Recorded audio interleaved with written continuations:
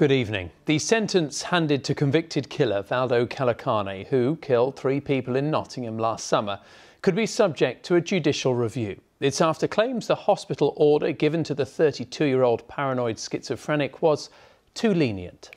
NHS England has confirmed it will be carrying out an investigation. But today the Prime Minister again resisted calls for a public inquiry into the multiple organisations that had contact with Calocane prior to the attacks. Well, as Calocane begins his sentence in a secure medical facility, Lewis Warner reports on the push to ensure he's never released. This is Ashworth Hospital, a high-security psychiatric facility near Liverpool. It's one of only 3 of its kind in the country. Inside, so-called life rooms are designed to help support its patients, developing their cooking, painting and gardening skills. This is where convicted killer Valdo Calocane could now spend the rest of his life, after the 32-year-old paranoid schizophrenic was sentenced not for murder, but for the lesser charge of manslaughter by diminished responsibility. A friend of Barnaby Webber, one of those killed last summer, said he's not sure the sentence is right. I guess there's just something about the idea of him being sent to somewhere that isn't a prison that sort of doesn't sit right with me, even though I know that if anything he'll probably have a lesser quality of life in that hospital facility than he would if he were in a standard prison. But something still doesn't sit right with me about the fact that, as far as the law is concerned, it's been accepted as manslaughter. True justice has not been served today. Yesterday, a decision to accept the plea to the lesser charge led to an outpouring of anger from the families of Calocane's victims, Barnaby Webber, Grace O'Malley Kumar and Ian Coates. Instead, we have been rushed, hastened and railroaded. The Attorney General is now considering whether judges should review that sentence after receiving a submission saying it could be unduly lenient. Victoria Prentis now has 28 days to decide whether to refer the case to the Court of Appeal.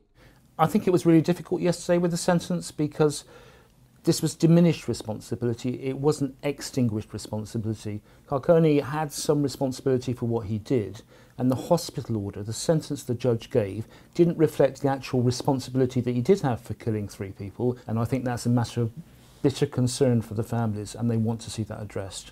It's the Attorney General, aided by a team of lawyers who will look at it to begin with. They will make the decision as to whether it should be referred. The Court of Appeal then look at it to see whether they agree that there are arguable grounds, and then if it goes to the Court of Appeal for a hearing, it's the Court of Appeal who decide. The Prime Minister again today resisted calls for a public inquiry, something the Labour leader said should happen. I do think there should be an inquiry. I've listened to the parents of the 2 students, and of course there's Ian and his family as well. No human being can listen to what they've been through and not feel the raw pain that they have. And now it transpires there may have been opportunities to intervene. That's because mental health services had lost track of Calocane. He'd been receiving treatment for paranoid schizophrenia since 2020. In May 2021, believing he was under the control of MI5, he tried to hand himself in to its headquarters in London. In August, he admitted he'd stopped taking his medication before going on to assault a police officer while being assessed by mental health professionals. After being sanctioned, he was discharged from Highbury Hospital on 4 separate occasions. Each time, he was deemed safe to be treated in the community. NHS England has now commissioned a major investigation into Calocane's contact with mental health services stretching back 4 years. The question at the end of the day is, at the end of the period of treatment in hospital, had his symptoms gone?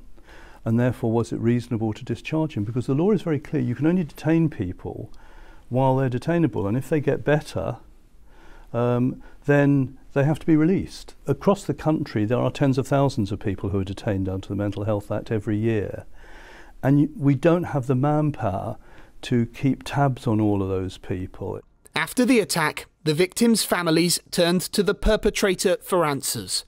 Why had he committed such awful crimes?